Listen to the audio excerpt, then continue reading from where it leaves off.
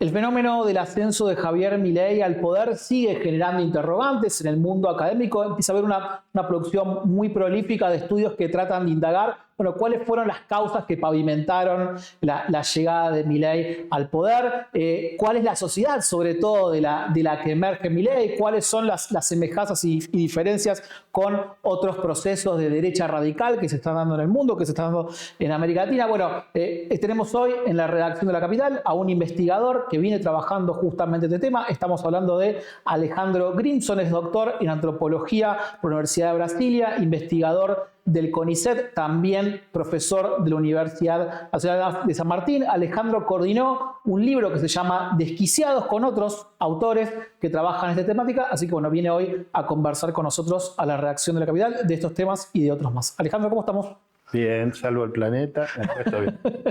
Gracias por venir. Bueno, primera consulta, quería empezar por un concepto que trabajás en el epílogo del libro, que es este concepto de hiperestrés, que me parece que sintetiza bastante lo que han sido estos 9 meses de la experiencia, del experimento Milei en el poder. Preguntarte, digamos, qué significa el hiperestrés y como dos en una, ¿no? Si hay también un riesgo de agotamiento de este proceso, ¿no? De esta estrategia. Sí, yo creo que un poco la palabra del libro, desquiciados. O sea, ya veníamos desquiciados.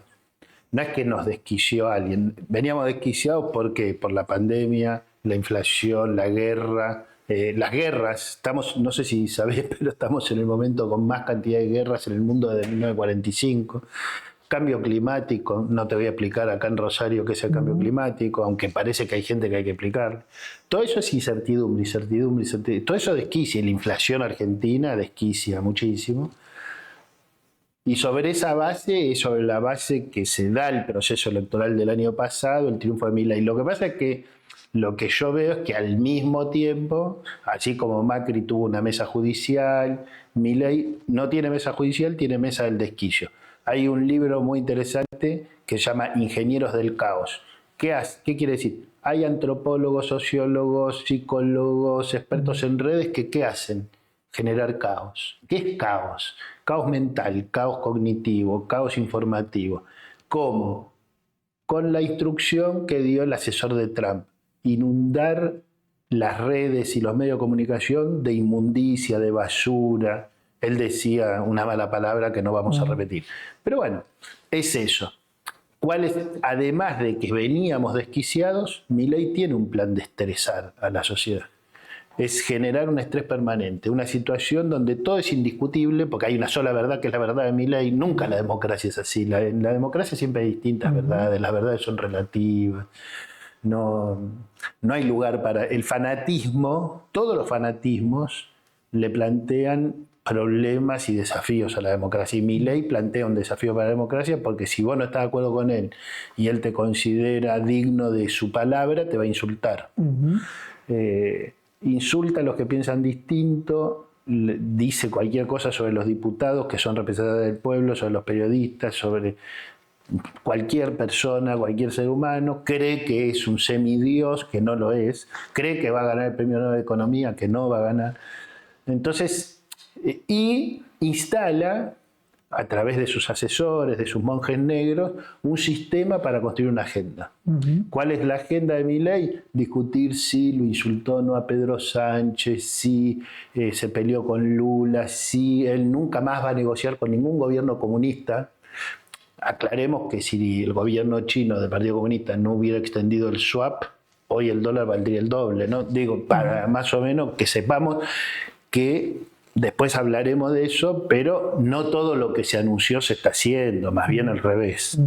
Ahora, limitándonos al tema del hiperestrés, Milei mantuvo y mantiene una sociedad hiperestresada, discutiendo todo el tiempo si se va a cortar solo, si va a violar las leyes, cuánto viola la Constitución, etc. Y que mientras está discutiendo todo eso, está asistiendo a una situación social en términos de aumento de la pobreza, de la indigencia, de la pobreza infantil, de la indigencia infantil, que está llegando a las peores marcas. Ya estamos en la misma cifra del 2002. Vamos a esperar a que el INDEC publique, pero estamos en cifras muy parecidas al 2002. ¿Por qué digo esto? Porque hasta hace un año yo decía, esta es la crisis más extensa de la democracia argentina. No es la más grave, pero es la más extensa. En este momento cambié de opinión, cambió la realidad, no es que yo cambié, es que ahora no solo es la más extensa, porque empezó el gobierno de Macri, siguió todo el gobierno de Alberto Fernández y todo el gobierno que lleva Milei, sino que ahora sí, en 2024 es también una de las crisis más graves. Esto que en el libro mencionas como la doble desilusión es lo que le sigue dando crédito social a Milei a pesar del impacto de las políticas. Claro, o sea, la doble desilusión, que es un concepto que no se trabaja en otros textos, esta idea de que, bueno, hubo dos fuerzas que gobernaron y las dos fracasaron. O sea, Macri asumió con el dólar a 12, se fue con el dólar a 80, Alberto Fernández lo llevó a 1000. Macri asumió con la inflación a 20, lo llevó a 53, Alberto Fernández a 2,75. Macri asumió con la pobreza a 25, la llevó a 36, Alberto Fernández a 41. O sea, bueno, son 10 años de esto. Hay gente que me dice, bueno, pero ¿y el kirchnerismo anterior? Bueno, la verdad, seamos honestos, el kirchnerismo anterior había estancado el nivel de pobreza. No estaba aumentando, cuando se fue el kirchnerismo anterior no bajaba más, había bajado bastante desde el 2002 hasta ahí, había bajado hasta un punto el nivel de informalidad, no se lograba bajar del 30 y el nivel de inflación sí estaba aumentando. Venía aumentando ya año tras año, venía aumentando, más allá de que el 2015 fue menos que el 2014, pero eso es irrelevante, digamos, para esta discusión. Digo, el 2014 fue peor que el 2015 por la devaluación. Pero básicamente, digo, hay una doble desilusión porque hubo mucha ilusión con que cada uno, en esos dos momentos, tanto 2015 como 2019, hubo una enorme ilusión, no solo de los que votaron en un caso a Macri y en otro a Alberto Fernández, sino a mucha gente que no los votó y dijo, bueno, yo no los voté, pero ojalá que le vaya bien y ojalá que... Y ahora va a venir la tercera desilusión. ¿Te parece que inevitablemente va hacia eso? Sí, para mí inevitablemente va la tercera desilusión porque Milei, vos fíjate, creo que todos concordamos, pienso, no sé, quizá me equivoco, pero creo que todos concordamos en que una de las razones que lo puso ahí al borde de ganar y ganó, tenía que ver con que Milei parece que dice todo lo que piensa, que no se guarda nada, que dice la verdad. Le da una sensación de honestidad, eso, esa brutalidad sin mediaciones, ¿no? Sin filtro, que puede decir que Margaret Thatcher, él admira a una asesina criminal de guerra que mató chicos nuestros, familiares nuestros.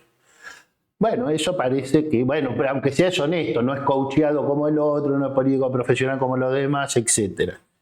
Pero vos fíjate que esa persona que produce esa sensación, y la sigue produciendo, las principales promesas de campaña no las cumplió ninguna. O sea, dijo que con ajustar a la casta se acababa el problema de la Argentina y ajustó a los jubilados, y ajustó a la clase media y ajustó a los trabajadores. Los jubilados perdieron un tercio de los ingresos, los trabajadores el 20% y la clase media está peor. Hay más desempleo. La inflación bajó al 4%, pero en México el 4% es anual, en Brasil el 4% es anual, en Estados Unidos el 4% es anual, no mensual. O sea, el 4% mensual hay que perforar y parece que este mes no viene muy bien.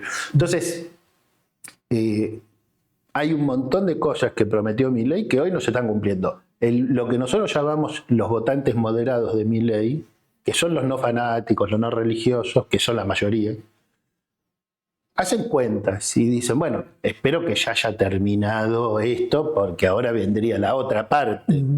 Bueno. No viene la otra parte, lamentablemente. Ahora, el tema ahí es que cuando ellos se acercan a la desilusión o ven que es posible una desilusión, lo que ven afuera son los viejos liderazgos. Y cuando ven esos viejos liderazgos dicen, no, que nos quedamos acá nosotros, seguimos apoyando a Milei. ¿Por qué? Porque eso otro no. Cuando no hay oposición en la Argentina, hay legisladores que fueron elegidos para votar contra este tipo de proyectos de ley y votan contra estos proyectos de ley. Está bien, es lo que tienen que hacer, para eso fueron votados. Pero eso no es una oposición, no hay alternativa política en Argentina. Por ejemplo, ¿cuál es el plan económico de la oposición para bajar la inflación con justicia social? No hay.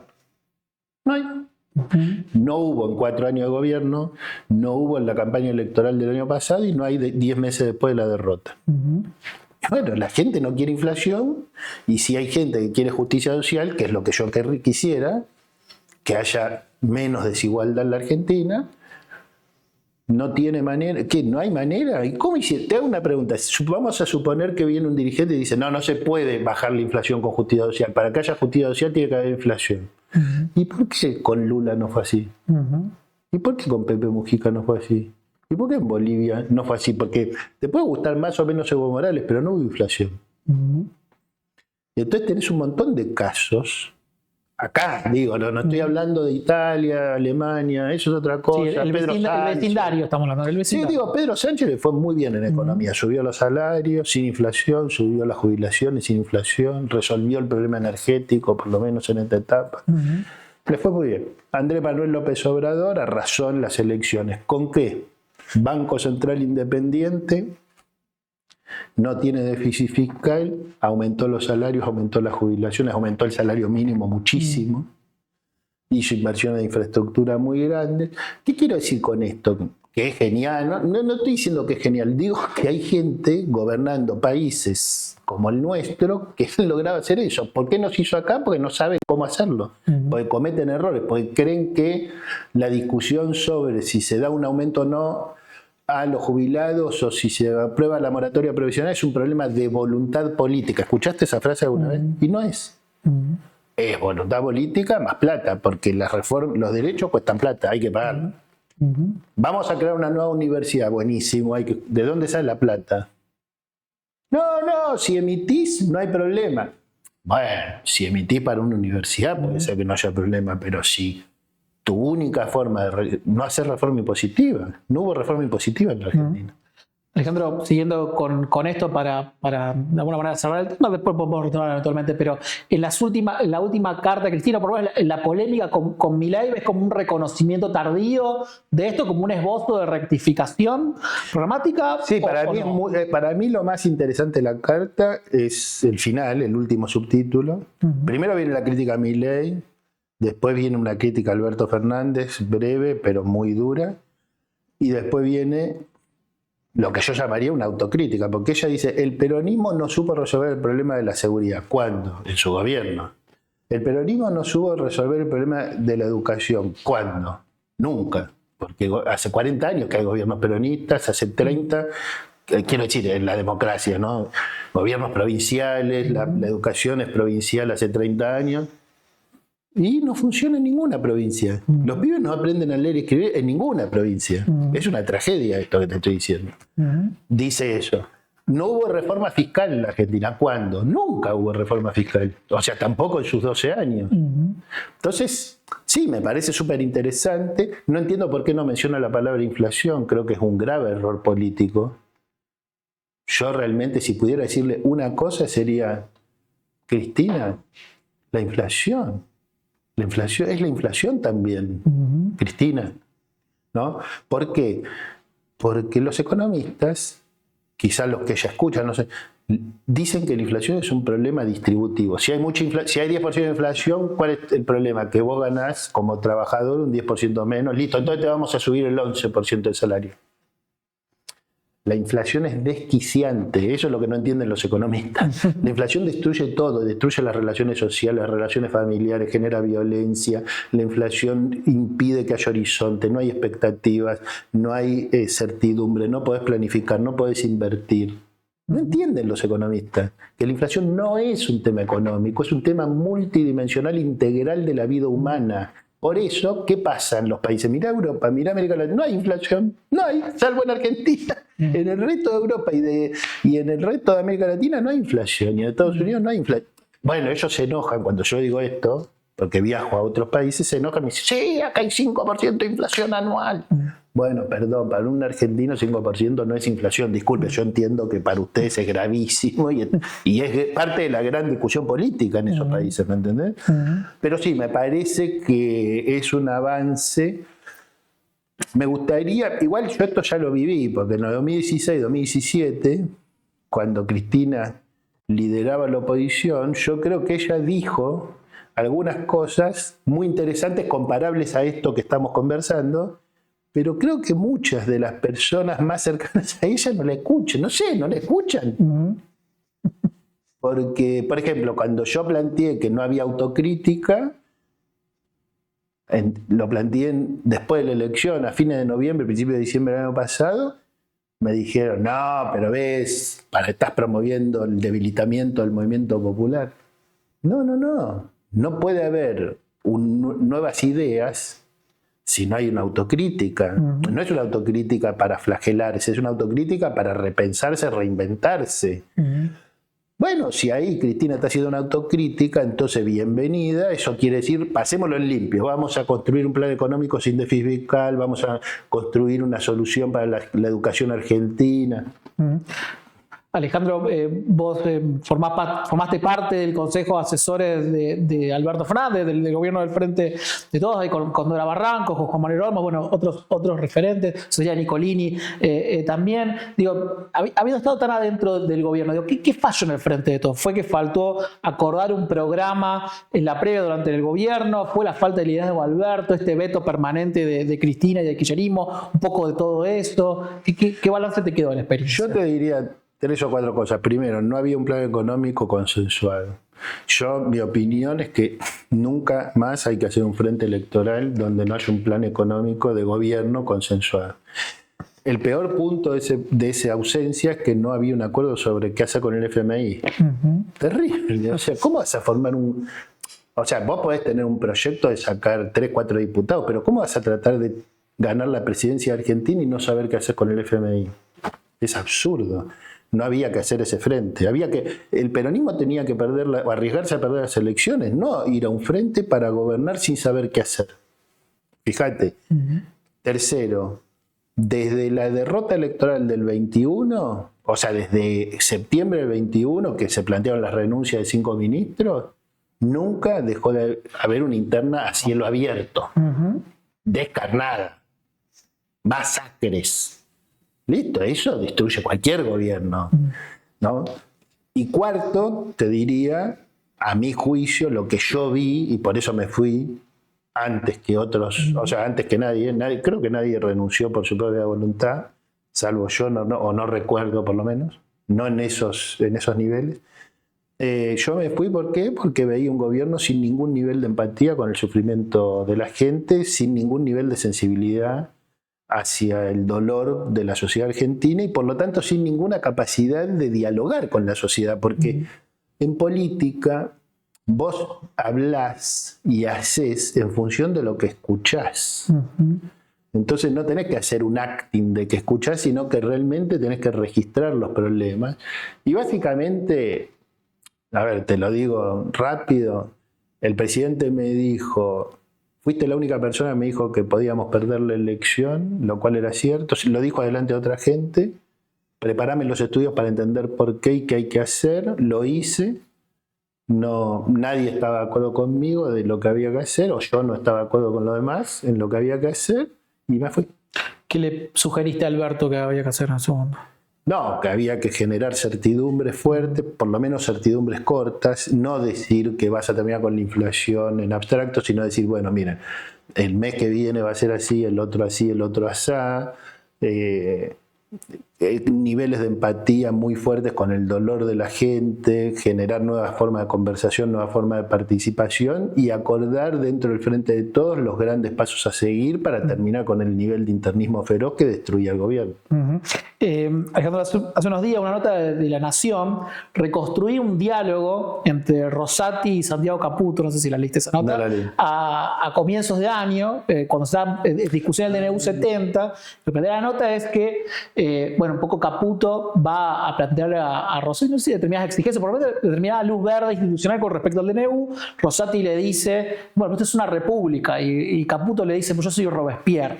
¿Ves que Milei puede ser como el momento jacobino de una nueva etapa, de un nuevo orden en Argentina, que quizás no lo termina, viene otro que tome la posta, en esta contraposición entre esto que arranca y como una suerte de antiguo régimen que termina? Sí, leí otra nota que creo que también fue en La Nación, que decía que el propio presidente se había encontrado con Rosenkrantz y le había pedido lo mismo, y Rosenkrantz le dijo que no era función de la Corte. Creo que no le contestó algo tan conceptual, vamos a llamarlo así, pero pareciera que fue lo mismo.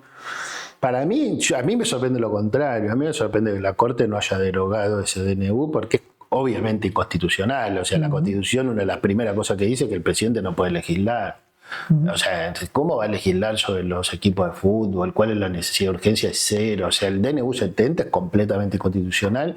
Yo apuesto lo que quieras a que lo van a declarar inconstitucional cuando Milei baje mucho en las encuestas. Todos los presidentes bajan un día mucho en las encuestas. Cuando baje mucho lo van a declarar inconstitucional. Pero eso me parece que es tremendo. Creo que Milei, para mí, una vez en una entrevista me preguntaron, ¿le reconoces algo a su favor? Lo único que le reconozco a favor es que rompió tabúes en la discusión pública.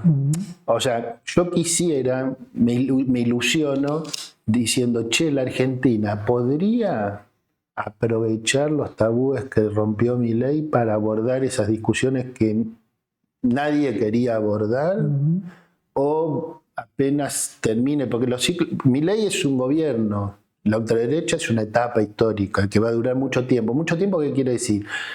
Por ahí gobierna otro en el 27, no tengo idea, puede gobernar cualquier... Pero si la extrema derecha no es gobierno en el 27, va a ser una oposición muy relevante, va a ser protagonista del escenario político. Entonces van a estar los trolls, los bots, las fake news, los insultos van a estar en la esfera pública argentina. ¿Por qué? Porque así es la etapa histórica global. O sea, Trump fue oposición, pero era la oposición, Bolsonaro está, digamos, Vox existe, o sea, ¿se entiende lo que digo? Sí. Entonces, en ese sentido, creo que, bueno, si quieren muchas guillotinas, viste, que quizá terminan como Robespierre mismo, ¿no? O sea, que terminó guillotinado. Pero para mí, el punto más importante es si la Argentina se va a atrever a discutir con honestidad y a construir acuerdos estratégicos de mediano plazo sobre los grandes puntos que nunca quería discutir. ¿Qué tabúes le reconoces que rompió Milei? No, hay que hablar del déficit fiscal, hay que hablar de la inflación de una manera distinta, hay que hablar a ver, te lo voy a decir de otra forma. Imagínate que hay un hospital público que funciona mal. ¿Por qué funciona mal? No sabe, porque el director o la directora no trabajan bien, no tiene buenos equipos de gestión, no tiene la tecnología, no sabemos. Bueno, ¿qué hace Milei? Agarra, le pone una bomba y lo tira abajo al hospital. ¿Qué hace la centroizquierda? Va y hace una marcha con carteles en defensa del hospital público.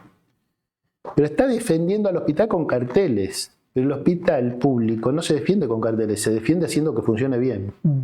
Para que funcione bien, a veces hay que poner primero los derechos de los usuarios, de los ciudadanos, y no los derechos del sindicato. Eso es un tabú que está roto.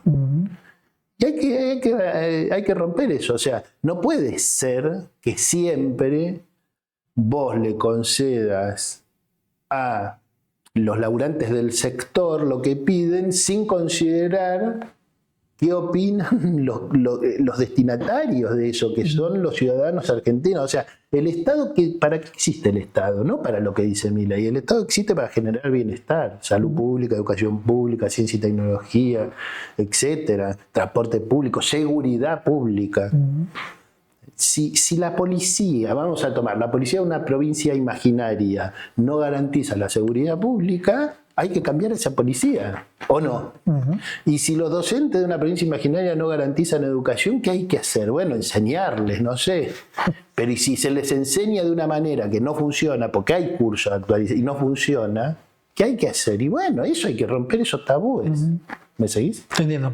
¿Cuánto te parece que explica la pandemia, que suele quedar medio en segundo plano o tercer plano en los análisis, el ascenso de Milei? Muchísimo. Muchísimo. Yo sigo trabajando sobre este tema. Había escrito ya un texto que lo voy a retomar, que básicamente plantea esto. En la Argentina, yo no sé si en todas las sociedades fue igual, creo que no, creo que en distintas sociedades se vivió de distinta manera. En la Argentina la pandemia fue una experiencia traumática. en un sentido técnico del término traumático. O sea, traumático, dicho acá, parece que, bueno, fue muy doloroso. Sí, fue muy doloroso, pero traumático tiene otros significados técnicos, que es el siguiente. Cuando vos sufrís un trauma, a veces ese trauma, ese dolor, se vincula a traumas previos que vos sufriste. Y según mi visión, la Argentina en los últimos 50 años sufrió 4 grandes traumas. El terrorismo de Estado, Malvinas, la hiper y el 2001. Sobre eso yo ya había escrito hace mucho. Había escrito un texto diciendo hay 4 grandes traumas argentinos en los últimos años.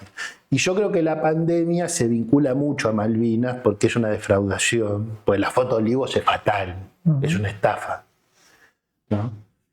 Creo que la pandemia se vincula, y el entusiasmo inicial, ¿te acordás? Sí, o sea, el 82, bueno, no te acordás, pero lo leíste. El 82 fue un entusiasmo muy grande inicial, la pandemia fue un entusiasmo muy grande inicial. Por supuesto que con razones distintas. Había razones para cuidarse, guardarse y quedarse en casa. Obviamente que las había, solo que estaba mal planificado, mal organizado, mal hecho y no tuvo en cuenta la dinámica social y las necesidades de la gente. Por eso empieza el 20 de marzo y el problema más grave es en agosto, que fue algo que yo sí dije al interior del gobierno. Entonces, esa experiencia traumática de tanto encierro y dolor y pérdida se vinculó a dolores previos de una manera que se conjugó con las acciones características de la extrema derecha, quema de barbijos, marchas anticuarentena, lucha por las libertades, bla, bla, bla, palabra infectadura, cosas nefastas, y se conjugó con el protagonismo de la defraudación que ya mencionamos. ¿Coincidís con esto que dijo Guzmán hace un par de semanas de que la cuarentena se prolongó de más por quizás razones políticas, que eso garpaba en términos de apoyo político y que iba en desmedro de otras? Yo voy a repetir algo que estaba Martín Guzmán cuando yo lo planteé y estaban otros ministros a principios de abril, que es: yo me dedico a la sociedad, a estudiar la sociedad. Estamos a principios de abril. ¿Cómo van a estar esperando que la sociedad aguante hasta agosto? Yo lo que me di cuenta después es que nadie creía que duraba hasta agosto. Todos creían que eran 2 meses o algo así. Entonces, sí, en ese momento hubo una gran discusión y se desechó. Porque yo lo que planteaba es quizás haya que ir a una cosa más intermitente. Abrir, cerrar, no sé. Hay que estudiarlo y discutirlo, pero nadie va a estar encerrado 8 meses. Y fíjate lo que pasó después, ¿no? Entonces, esa es mi visión. Yo muy rápido, pues, estudiando lo que había pasado en Europa y Estados Unidos, me di cuenta de que el problema más grave iba a ser en el invierno, fui a plantearlo, me di cuenta de la inconsistencia y creo que ahí se cometió un error fatal. Alejandro, defendiendo, sí, quiero aclarar esto. Yo defiendo a rajatabla pararnos en el paradigma del cuidado y no en el paradigma negacionista de Bolsonaro. Digo, yo estoy hablando en una discusión al interior del paradigma del cuidado. Entiendo. Estudiaste y estudias mucho al peronismo. ¿Te parece que está en su peor crisis, por lo menos desde la década del 80? Sí, está en una crisis muy parecida a la década del 80. O sea, se terminó una etapa, terminó. O se reinventa o queda como una fuerza testimonial relativamente secundaria. Tiene esas dos opciones. El peronismo de Herminio Iglesias nunca iba a ganar las elecciones en Argentina. Y hoy yo entiendo que muchos tendrán una visión distinta, pero la realidad es que más allá de cuál es la verdad, no sé, yo no te voy a decir cuál es la verdad, lo que te digo es que hay una verdad, que es que la gente no quiere volver al pasado. O sea, la gente quiere soluciones para los problemas que hay y no cree que esas soluciones estén en algún año del pasado. Tiene una racionalidad muy alta eso. Te voy a decir cuál es. Los últimos 40 años fueron los mejores 40 años de convivencia pacífica en la Argentina. Nosotros tenemos 200 y pocos años de historia. Vos me podés decir, ¿pero fueron perfectos? Yo te digo, no, perfectos no fueron, pero fueron cuando el Estado mató menos gente y la mayoría de los que mató están presos. Fueron en los que no hubo proscripción, fueron en los que no hubo fraude ni acusaciones de fraude. Es mucho decir para la Argentina. Fueron los mejores 40 años y fueron los peores 50 años en economía. Los últimos 50, del 76 para acá. Los peores 50 años en economía. Entonces, bueno, la gente que no hace por ahí la cuenta precisa de 50 y 40, 48, ¿me entendés? O sea, lo que ves es algo parecido a lo que está pasando en Europa y por lo cual surge la extrema derecha europea, que es el desencanto con la democracia. La democracia no resolvió los problemas que tenemos del bienestar. ¿Cómo se resuelven? Bueno, eso es lo que tienen que, lo que yo llamo las fuerzas democráticas por la justicia social, tienen que responder esa pregunta. Alejandro, uno de los datos que quizás el peronismo reconoció tardíamente, todas las transformaciones en el mundo del trabajo, este mundo del emprendedorismo al cual Milei le supo hablar muy bien. ¿Qué le podría ofrecer el peronismo a ese sector cada vez más grande, muy heterogéneo también, ¿no? Pero obviamente desde el paradigma del peronismo para reconstruir su base de alguna manera? No, lo que pasa es que el peronismo tiene que construir un plan económico sostenible en el tiempo, a diferencia de muchos de sus planes económicos en los cuales, digamos, no eran sostenibles porque implicaban el cepo, porque implicaban pisar las importaciones, porque implicaban pisar variables macroeconómicas o hacer esto con la inflación. Digamos, el peronismo tiene que ir a un plan sostenible de un desarrollo integral de la Argentina. Si los recursos naturales que tiene hoy la Argentina, en vez de ser regalados a empresas transnacionales, que es lo que propone la ley actual de bases de RIGI, que es que la gente que inviertan las transnacionales sin pagar impuestos. Bueno, yo te digo, te soy sincero, un país como Paraguay cobra muy, muy poquitos impuestos. No tiene escuelas, no tiene hospitales. Váyanse a vivir a Paraguay los que quieran que no se cobre impuestos y no haya escuelas. Si nosotros queremos escuelas y hospitales hay que cobrar impuestos. Entonces no se puede hacer la ley bases así alegremente como se está haciendo. Ahora, si vos esos recursos naturales los utilizás para el desarrollo de los argentinos, para que se beneficien los argentinos, para un desarrollo integral, lográs un cambio sustancial en la educación pública, lográs un cambio sustancial en la seguridad pública, tenés altas chances de que la Argentina paso a paso vuelva a ser un país donde vale la pena vivir, donde uno es feliz, donde hay un cierto nivel de bienestar muy por encima del promedio de la región. Alejandro, el año pasado en el debate hacia el balotaje, Massa como trató de jugar fuerte con el eje autoritarismo versus democracia, ¿no? Y está muy discutido, de hecho el libro está muy presente, ¿no? Sobre si estas nuevas derechas radicales, ultraderechas, están dentro de la democracia, no, porque llegan a través de vía democrática, pero tensionan permanentemente las reglas. Bueno, lo que trabajan mucho Levitsky y Silva en el libro, digo, me gustaría que desarrolle un poco un concepto que vos trabajás en el libro, que es el de liminalidad democrática. ¿Qué significa? Significa que cuando la gente se hace una pregunta, ¿el gobierno de Trump, de Bolsonaro, de Milei o de Orbán en Hungría es un gobierno democrático o es un gobierno autoritario? Y mi respuesta es, son regímenes híbridos. ¿Qué quiere decir? Son combinaciones. ¿Por qué? Porque Milei fue elegido por las urnas, pero el DNU es inconstitucional sin lugar a dudas. Y su forma de insultar a los periodistas y a los opositores es totalmente autoritaria. Entonces, hay rasgos autoritarios muy fuertes. O sea, si a alguien le molestaban algún rasgo de malos modales de Cristina Kirchner, esto es otra cosa. Acá estamos hablando de otra cosa. Milei protesta porque dice, no, pero nunca las dos cámaras le derogaron un DNU a un presidente. Pero nunca un presidente sacó un DNU gigantesco de ese tamaño. Nunca, nunca, nunca. Entonces, ¿por qué no lo someten a votación en la Cámara de Diputados? Porque perderían. Entonces, es grave eso. Son regímenes híbridos. Esa hibridez no es estática. ¿Qué quiere decir? Hoy estamos en una combinación donde vos me estás entrevistando, yo estoy hablando, hay libertades, podemos decir lo que pensamos, después quizás nos lanzan unos trolls insultándote a vos o a vos por entrevistarme a mí por decir lo que dice yo. Es parte del paisaje argentino. Ahora, ¿puede haber más autoritarismo en Argentina? Eso es lo que dicen Ziblatt y Levitsky. ¿Qué es lo que dicen? Bueno, hoy las democracias no mueren en un acto, son dañadas en procesos largos. Entonces, ¿Cuál es el riesgo real que tenemos en Argentina? Bueno, por un lado, que se consoliden actos autoritarios como los que ya hubo, pero sobre todo que si, como yo creo, mi hipótesis, ojalá que no sea, que no tenga razón, ojalá que esto funcione y los argentinos vivan maravillosamente bien y vivamos todos maravillosamente. Ahora, si esto no funciona, ¿vos qué pensás que va a hacer Milei? Va a decir, estaba equivocado, me equivoqué, cometí errores. No, no va a decir eso, va a decir que sus opositores le impidieron gobernar, que nadie lo dejó hacer lo que había que hacer, que él es el único genio y que todo lo demás es una manga de imbéciles. Eso va a decir. Y se va a poner más autoritario si no funciona.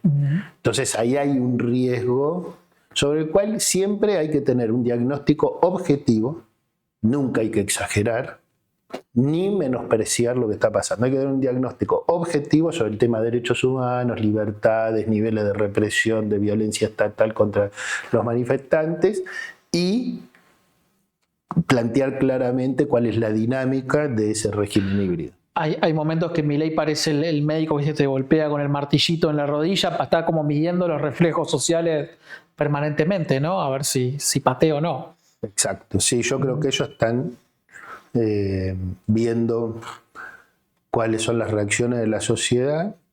En este momento muchos opositores se asombran, dicen, pero el plan es brutal y la reacción es nula. Bueno, el plan es brutal, la reacción nula no es, pero no tiene nada que ver, por eso te decía justo cuando estábamos preparando la entrevista, no hubo una movilización tan multitudinaria por el tema de jubilaciones todavía, capaz que la hay.